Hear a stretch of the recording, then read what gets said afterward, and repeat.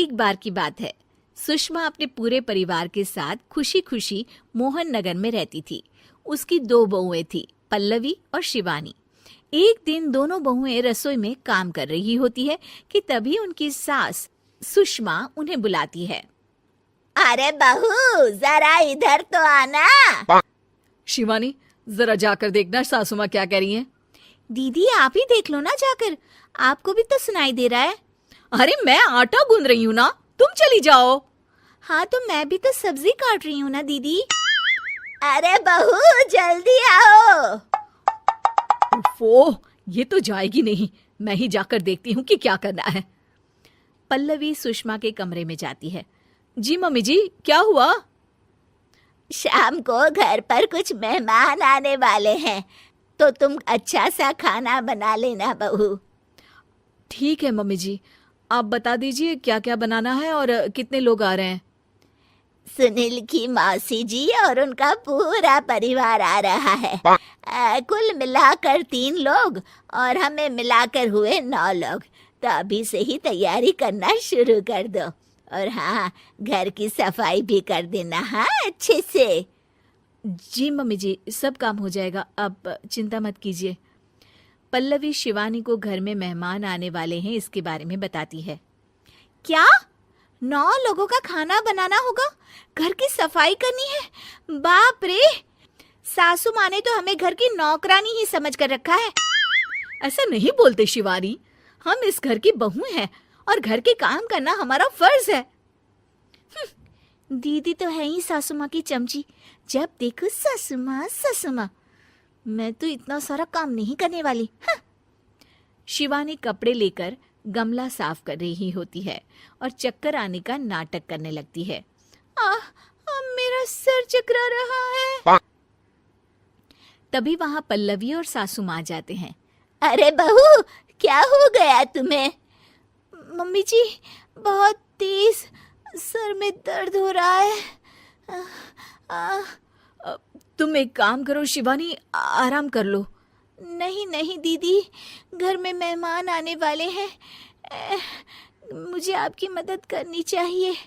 अरे कोई बात नहीं शिवानी, तुम आराम कर लो, मैं सब काम कर लूंगी। ठीक है दीदी, अगर आप इतना कह रही हैं तो आराम कर लेती हूँ। शिवानी आराम से अपने कमरे में मैगजीन पढ़ रही होती है। इसे कहते हैं आराम की जिंदगी। इतना सारा काम। चलो, सारा काम खत्म हो गया, शिवानी को देख आती हूँ। शिवानी अपने कमरे में ईयरफोन में गाने सुनते सुनते सो जाती है और उसके साइड में मैगजीन भी रखी होती है। पल्लवी वहां आ जाती है और वो सब देखती है। ओहो, तो मतलब सब काम चोरी का बहाना था। अभी बताती हूँ इसको। घर का सारा काम मुझे करना पड़ा और ये महारानी यहाँ मैगजीन पढ़ रही है, गाने सुन रही है। पल्लवी रसोई से एक प्लेट और चम्मच लेकर आती है और शिवानी को थाली बजाकर उठाने लगती है। शिवानी अचानक से उठती है। उठ गई महारानी, गाने भी सुन लिए, मैगजीन भी पढ़ ली। तुम तो बहुत बड़ी झूठी निकली शिवानी। तुमने सर दर्द का बहाना बनाया ताकि काम करने से बच सको। हाँ, बनाया बहाना, तो क्या करती, इतने सारे काम करती। मुझे कोई शौक नहीं है चापलूसी का। क्या चापलूसी?